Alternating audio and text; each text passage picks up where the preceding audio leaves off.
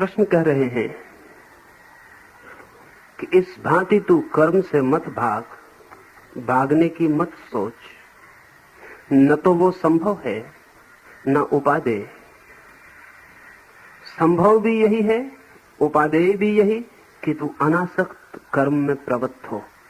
इस अनासक्त शब्द को थोड़ा समझे। साधारणतः हमारे जीवन में अनासक्त होने का कोई अनुभव नहीं होता, इसलिए शब्द बहुत विजातीय, फॉरेन है। ये हमारे अनुभव में कहीं होता नहीं, इसलिए इसे और भी ठीक से समझना पड़ेगा। हमारे अनुभव में दो शब्द आते हैं, आसक्त और विरक्त। अनासक्त कभी नहीं आता। या तो हम किसी चीज की तरफ आकर्षित होते हैं और या किसी चीज से विकर्षित होते हैं। या तो अट्रैक्ट होते हैं या रिपेल्ड होते हैं। सुंदर हुआ कुछ तो आकर्षित होते हैं, कुरूप हुआ कुछ तो विकर्षित होते हैं। सुंदर हुआ तो आसक्ति बनती है मन में पाने की, सुंदर नहीं हुआ तो विरक्ति बनती है मन में छोड़ने की। या तो हम दौड़ते हैं किसी चीज को पाने के लिए और या हम दौड़ते हैं किसी चीज से बचने के लिए। ये दो हमारे अनुभव हैं। या तो हम किसी चीज की तरफ जाते हैं या किसी चीज की तरफ से जाते हैं। बाकी अनासक्ति बड़ी और बात है, इन दोनों से अलग। अनासक्ति इन दोनों का मध्य बिंदु है, द मिडिल पॉइंट। ठीक इन दोनों के बीच में, जहां ना तो अट्रैक्शन काम करता और ना रिपल्सन काम करता। बहुत अद्भुत बिंदु है अनासक्ति का, जहां से न तो हम किसी चीज के लिए आतुर होकर पागल होते और ना आतुर होकर बचने के लिए पागल होते। नहीं, जहां हम किसी चीज के प्रति कोई रुख ही नहीं लेते, जहां किसी चीज के प्रति हमारी कोई दृष्टि ही नहीं रहती, हम बस साक्षी ही होते। अनासक्त का अर्थ है विरक्त भी नहीं, आसक्त भी नहीं। विरक्त होना बहुत आसान है, आसक्ति का ही दूसरा हिस्सा है इसलिए। और जिस चीज में भी हमारी आसक्ति होती है उसमें ही आज नहीं कल हमारी विरक्ति अपने आप हो जाती।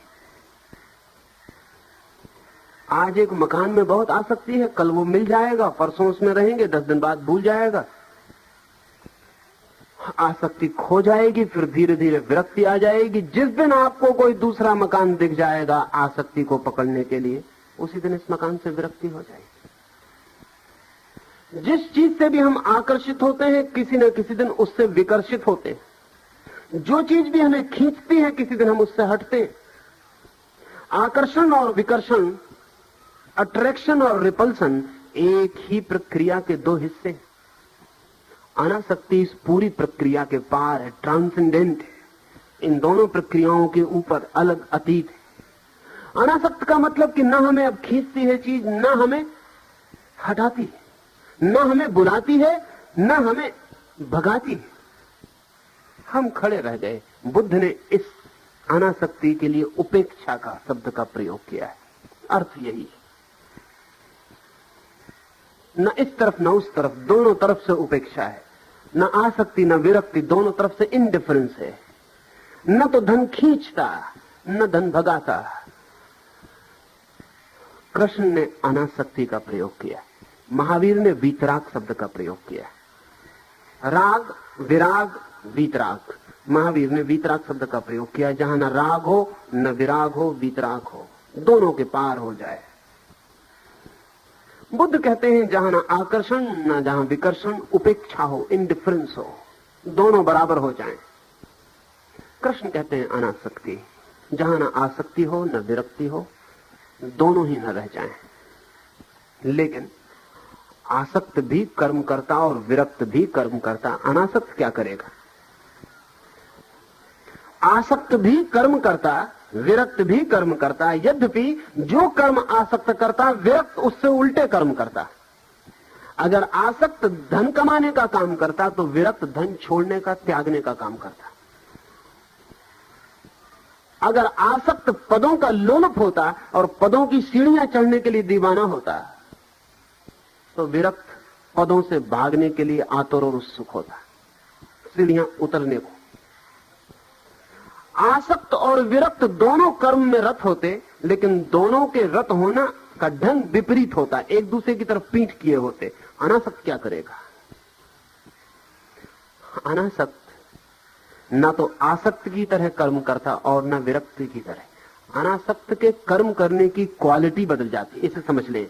विरक्त क्या काम करने का रुख, दिशा बदल जाती, उल्टी हो जाती। भीतरी चित्त जरा भी नहीं बदलता, कर्म की दिशा प्रतिकूल हो जाती। अगर आसक्त सीधा खड़ा है तो विरक्त शीर्षासन लगा के खड़ा हो जाता, और कोई फर्क नहीं होता। भीतर आदमी वही का वही होता, क्वालिटी जरा भी नहीं बदलती, गुण जरा भी नहीं बदलता, भीतर आदमी वही का वही होता। एक आदमी है, उसके सामने रुपया ले जाओ तो उसके मुंह में पानी आने लगता। एक दूसरा आदमी उसके पास रुपया ले जाओ तो आंख बंद कर लेता और राम राम जपने लगता। ये दोनों एक से आदमी। रुपया दोनों के लिए सिग्निफिकेंट है, महत्वपूर्ण है। हाँ, एक के लिए महत्वपूर्ण है, लार टपकती है, एक के लिए महत्वपूर्ण घबरा के आंख बंद हो जाती। लेकिन दोनों शीर्षासन एक दूसरे के प्रति कर रहे, लेकिन रुपए के मामले में दोनों का गुण धर्म एक है। दोनों रुपए में बहुत उत्सुक है, एक पक्ष में एक विपक्ष में, एक मित्र की तरह एक शत्रु की तरह, लेकिन रुपए के प्रति उपेक्षा नहीं है। एक है जो स्त्री के पीछे भागता, एक है कि स्त्री दिखी कि भागा। इन दोनों में बुनियादी गुणात्मक फर्क नहीं है। इनके कृत्य में फर्क है, दिशा का। इनके चित्त में फर्क नहीं है। इनके चित्त का बिंदु, इनके चित्त का ऑब्जेक्ट, इनके चित्त का विषय एक ही है, वही काम वासना, एक पक्ष में एक विपक्ष में। अनासक्त का गुणधर्म बदलता है। अनासक्त दोनों काम कर सकता है, जो विरक्त करता है वो भी कर सकता है, जो आसक्त करता है वो भी कर सकता है, लेकिन करने वाला चित्त बिल्कुल और ढंग का होता है। उस चित्त का क्या फर्क है वो ख्याल में ले लें। ना तो आसक्त साक्षी हो सकता है, विटनेस हो सकता है, ना विरक्त साक्षी हो सकता है, क्योंकि दोनों का राग है। राग शब्द आपने कभी ख्याल किया कि इसका क्या मतलब होता है? इसका मतलब होता है रंग, कलर। राग का मतलब होता है रंग। दोनों के चित्त रंगे हुए हैं उसी से जिस पर उनकी नजर है। आसक्त का चित्त रंगा हुआ है रुपए से, मित्र की तरह। विरक्त का चित्त रंगा हुआ है रुपए से, शत्रु की तरह। अनासक्त का चित्त रंगा हुआ नहीं। रुपया उस पर कोई प्रतिबिंब ही नहीं बनाता, रुपया उसको रंगता ही नहीं। रुपया वहां और अनासक्त यहां, उन दोनों के बीच डिस्टेंस होता है। अर्थात अनासक्त साक्षी होता है, वो देखता है कि ये स्त्री, ये रुपया है, बात खत्म हो गई। मैं हूं, ये रुपया है, ये मकान है, ये स्त्री है, ये पुरुष है। बुद्ध एक जंगल में बैठे, रात पूर्णिमा की। गांव से कुछ मन चले युवक एक वेश्या को लेकर चले आए। पूर्णिमा की रात, झील का तट। उन्होंने आके खूब शराब पी ली, उस वेश्या को नग्न कर दिया, उसके वस्त्र छिपा दिए। जब वे शराब में काफी बेहोश हो गए तो वो वेश्या निकल भागी, लेकिन नग्न, कपड़े तो उसे मिले नहीं। जब आधी रात बीते उन्हें थोड़ा होश आया, तब उन्हें ख्याल हुआ कि हम जिसको मान के की है राग रंग कर रहे हैं वो नदारत। उस वेश्या को मान के बातें किए जा रहे थे, गीत गाए जा रहे थे, नाचे चले जा रहे थे। आधी रात गए, उन्हें पता चला कि हम बड़ी भूल में पड़े हैं, वो स्त्री तो नदारत है, वो यहां है नहीं। बड़ी मुश्किल में पड़े, अब उसे कहां खोजे। निकले, थोड़ी दूर एक वृक्ष के नीचे बुद्ध बैठे। रात, पूर्णिमा का चांद है, वो देख रहे हैं चांद को। यहां तक रास्ता एक ही है, इसलिए स्त्री यहां से तो निकली ही है। तो उन्होंने जाके हिलाया और कहा कि सुनो, एक नग्न स्त्री, सुंदर वेश्या यहां से भागती हुई गई है, जरूर तुमने देखी होगी। बुद्ध ने कहा, तुम मुझे बड़ी मुश्किल में डालते हो, क्योंकि आदमी को वही दिखाई पड़ता है जो वो देखना चाहता है। उन्होंने कहा, अंधे तो हो नहीं, आंख तो है ही। यहां से एक सुंदर स्त्री निकली है, हजारों की भीड़ में भी दिखाई पड़ जाए ऐसी स्त्री। यहां तो जंगल का सन्नाटा है। उन्होंने कहा, कोई निकला जरूर, कोई निकला जरूर, क्योंकि मैं देखता था चांद को तो कोई छाया बीच से गुजरी। लेकिन स्त्री थी या पुरुष था कहना मुश्किल, क्योंकि जब तक मेरा पुरुष बहुत आतुर था स्त्रियों के लिए तभी तक फर्क भी कर पाता था। अब फर्क करने का कोई कारण भी तो नहीं रहा है। और सुंदर थी या असुंदर, ये तो और भी कठिन सवाल है, क्योंकि जब से अपने को जाना तब से न कुछ सुंदर रहा न कुछ असुंदर रहा, चीजें जैसी हैं। कुछ को लोग सुंदर कहते, कुछ को लोग असुंदर कहते, वो उनके अपनी पसंदगियों के ढंग है, क्योंकि एक ही चीज को कोई सुंदर कहता और कोई असुंदर कहता। जब से अपनी कोई पसंदगी ही ना रही, कोई नापसंदगी ना रही, तो न कुछ सुंदर रहा न कुछ असुंदर रहा। उन्होंने कहा हम भी कहां के पागल से उलझ गए हैं, हम खोजे, इस आदमी से कुछ सहारा न मिलेगा। बुद्ध खूब हंसने लगे और उन्होंने कहा कब तक उसे खोजते रहोगे, अच्छा हो कि इतनी अच्छी रात अपने को ही खोजो, और वो मिल भी जाएगी तो क्या मिलेगा। अपने को खोज लो तो शायद कुछ मिल भी जाए। पता नहीं उन्होंने सुना या नहीं सुना, नहीं सुना होगा।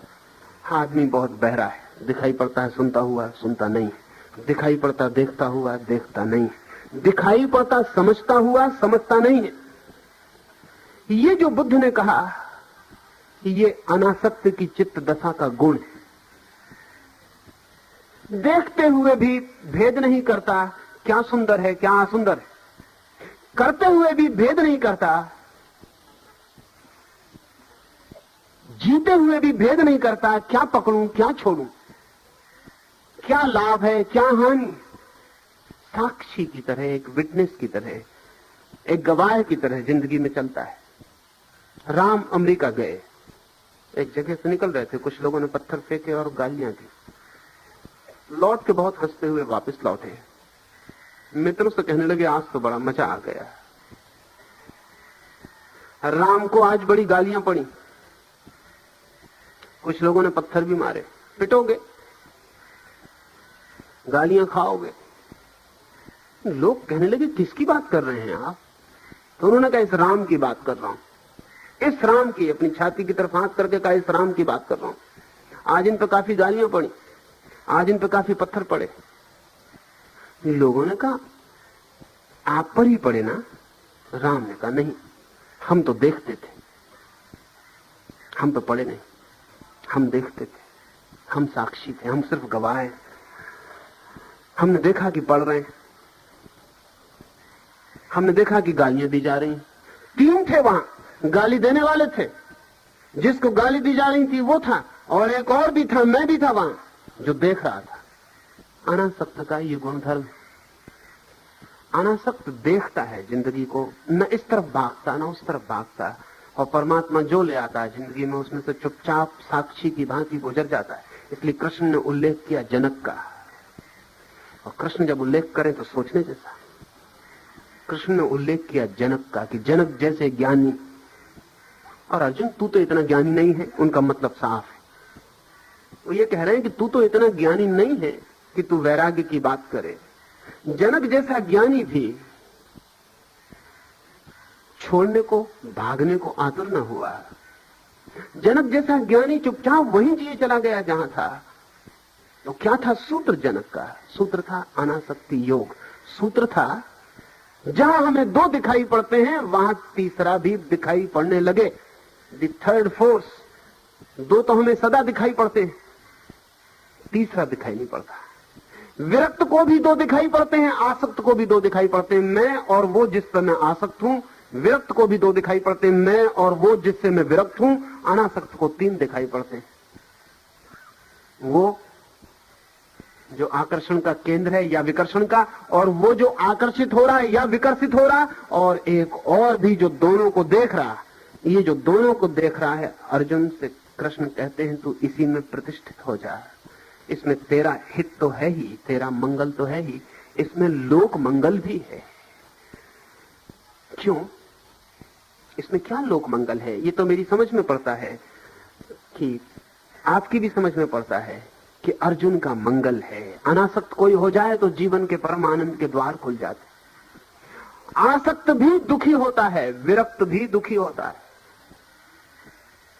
आसक्त भी सुखी होता है, विरक्त भी सुखी होता है। बुद्ध ने कहा है, जिसे हम प्रेम करते हैं वो आ जाए तो सुख देता है, जिसे हम घृणा करते हैं वो चला जाए तो सुख देता है। जिसे हम घृणा करते हैं वो आ जाए तो दुख देता है, जिसे हम प्रेम करते हैं वो चला जाए तो दुख देता है। फर्क क्या है? बुद्ध ने पूछा है। दोनों ही दोनों काम करते हैं। हाँ, किसी के आने से सुख होता है, किसी के जाने से। किसी के जाने से सुख होता है, किसी के आने से, बस इतना ही फर्क। मित्र भी सुख देते हैं, मित्र भी दुख देते हैं, शत्रु भी सुख देते हैं, शत्रु भी दुख देते हैं। असल में जो भी सुख देता है वो दुख भी देगा, और जो भी दुख देता है वो सुख भी देगा, क्योंकि सुख और दुख एक ही सिक्के के दो पहलू हैं। जो ऊपर होता है वो हमें दिखाई पड़ता है, जो नीचे होता है वो छिप जाता है। थोड़ी देर बाद जब एक पहलू से ऊब जाते हैं और उलटते हैं तब दूसरा पहलू दिखाई पड़ता है। लेकिन कृष्ण कह रहे हैं तेरा तो मंगल होगा ही, लोक मंगल भी होगा। लोक मंगल क्या होगा? सबका मंगल क्या होगा? असल में जो आसक्त हैं वे भी, और जो विरक्त हैं वे भी, जगत को आनंद के मार्ग पर ले जाने वाले नहीं बनते हैं। नहीं बनते हैं दो कारणों से। एक तो जो स्वयं ही आनंद के मार्ग पर नहीं है, उसके जीवन से किसी को भी आनंद नहीं मिल सकता, क्योंकि हम वही दे सकते हैं जो हमारे पास है, हम वो नहीं दे सकते जो हमारे पास नहीं है। दूसरा, जो व्यक्ति जितना आसक्त या विरक्त होकर कर्म में लगता है, उतना ही तनाव, उतना ही टेंस उसका व्यक्तित्व होता है। और ध्यान रहे, हम करीब करीब ऐसे ही हैं जैसे कोई पानी में एक पत्थर फेंके। झील है, एक पत्थर फेंक दिया तो पत्थर तो झील में थोड़ी देर में नीचे बैठ जाता है, सतह में, भूमि में बैठ जाता है, लेकिन पत्थर से उठी लहरें फैलती चली जाती, दूर अनंत किनारों तक फैलती चली जाती। ठीक वैसे ही जब भी हमारे चित्त में जरा सा तनाव उठता है तो हम मनुष्य के जीवन के सरोवर में तरंगें पैदा करते हैं। फिर चाहे हमारा तनाव चला भी जाए, वे तरंगें फैलती चली जाती, वे न मालूम कितने लोगों को स्पर्श करती और न मालूम कितने लोगों के जीवन में अमंगल बन जाती। सिर्फ अनासक्त व्यक्ति के भीतर से तनाव की, चिंता की, दुख की, पीड़ा की विकृत तरंगें नहीं उठती हैं। सिर्फ अनासक्त व्यक्ति से जो तरंगें उठती हैं वे सदा मंगलकारी। इसलिए लोक मंगल, लोक मंगल यहां बहुत ही गहरे अर्थों में कहा है। हम 24 घंटे अपने चारों तरफ रेडिएट कर रहे हैं, जो भी हमारे भीतर है वो रेडिएट हो रहा है, वो विकिरणित हो रहा है, उसकी किरणें हमारे चारों तरफ फैल रही। हर आदमी अपने चारों ओर प्रतिपल उसी तरह लहरें उठा रहा है जैसे पत्थर फेंका गया झील में उठाता है। हम कल समाप्त हो जाएंगे, लेकिन हमारे द्वारा उठाई गई लहरें अनंत है, वो कभी समाप्त ना होंगी, वो चलती ही रहेंगी। वो कभी दूर तारों के निवासियों को भी छुएंगी। अब वैज्ञानिक कहते हैं कोई 50,000 तारों पर जीवन है। अभी तक उन्होंने कोई 4 अरब तारे खोज निकाले। जीवन वहां समाप्त नहीं होता मालूम पड़ता। हमारी सामर्थ्य चुक जाती है उसके आगे, उसके आगे, उसके आगे।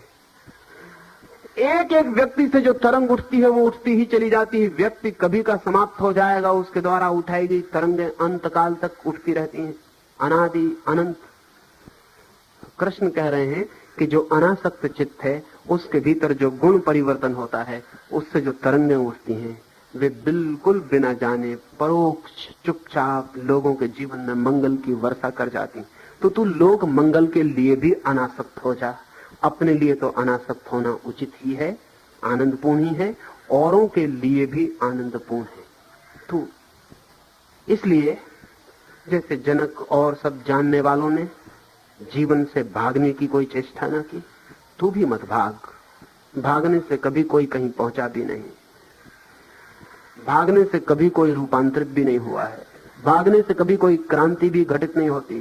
क्योंकि भागते केवल वे ही हैं जो नहीं जानते हैं, जो जानते हैं वे भागते नहीं, रूपांतरित करते हैं, स्वयं को बदल डालते हैं। विरक्ति भागना है आसक्ति से। और एक बात और इस संबंध में, फिर हम दूसरा सूत्र ले। जो आदमी आसक्ति में जिएगा उसके मन में सदा ही विरक्ति के ख्याल आते रहेंगे, आते ही रहेंगे, क्योंकि जिंदगी पोलर है, ध्रुवी है। यहां हर चीज का दूसरा ध्रुव है। यहां बिजली का अगर पॉजिटिव पोल है तो नेगेटिव पोल भी है। यहां अगर अंधेरा है तो उजेला भी है। यहां अगर सर्दी है तो गर्मी भी है। यहां अगर जन्म है तो मृत्यु भी है। यहां जीवन में हर चीज का दूसरा विरोधी हिस्सा है। तो जो व्यक्ति आसक्ति में जिएगा उसको जिंदगी में हजारों बार विरक्ति के दौर पड़ते रहेंगे, उसको विरक्ति का फिट आता रहेगा। आप सबको आता है। कभी ऐसा लगता है सब बेकार, सब छोड़ दो, घड़ी भर बाद दौर चला जाता है, सब सार्थक, फिर सब में लग जाते हैं। जो लोग विरक्त हो जाते हैं उनको आसक्ति के दौर पड़ते रहते हैं, उनको भी पड़ते रहते हैं, उनको भी फिट आते हैं। जो आश्रम में बैठ जाते हैं उनको भी एकदम से ख्याल आ जाता है सारी दुनिया सिनेमा गृह में बैठी होगी और हम यहां बैठे। जो मंदिर में बैठते हैं उनको भी ख्याल आ जाता है कि पड़ोसी दुकान पे पहुंच गया हो, हम यहां क्या कर रहे हैं। जो आसक्त है उसकी जिंदगी में विरक्ति बीच बीच में प्रवेश करती रहेगी। जो विरक्त है उसकी जिंदगी में आसक्ति बीच बीच में प्रवेश करती रहेगी। असल में जिस हिस्से को हमने दबाया और छोड़ा है वो असर्ट करता रहेगा, वो हमला करता रहेगा। वो कहेगा मैं भी हूं, मुझे भी थोड़ा ध्यान दो। लेकिन सिर्फ अनासक्त व्यक्ति ऐसा है जिसकी जिंदगी में दौरे नहीं पड़ते, क्योंकि न वहां विरक्ति है न वहां आसक्ति है। इसलिए दौरे पड़ने का कोई उपाय नहीं। दौरा विपरीत का पड़ता है, वहां अब कोई विपरीत ही नहीं है, नॉन पोलर है। अब इसको समझ लेना आप, अनासक्ति जो है नॉन पोलर है, अध्रुवी है। इसलिए अनासक्त जो हुआ वो ध्रुवी जगत के बाहर हो जाता है, जहां ऋण और धन चलता है, जहां स्त्री और पुरुष चलते हैं, जहां हानि और लाभ चलता है, वो जितने द्वंद्व हैं सब ध्रुवी हैं, पोलर। जो व्यक्ति अनासक्त हुआ वो अद्वैत में प्रवेश कर जाता है, क्योंकि अनासक्ति नॉन पोलर है। ब्रह्म में केवल वे ही प्रवेश करते हैं जो अनासक्त हैं। जो आसक्त हैं या विरक्त हैं वे द्वैत में ही भटकते रहते हैं। असल में जिसने भी पक्ष लिया विपक्ष लिया वो पोलर में गया, वो ध्रुवी जगत में प्रवेश कर गया। वो ब्रह्म को कभी स्पर्श नहीं कर पाता है। ब्रह्म को वही स्पर्श करता है जो दो की जगह एक में उठता है।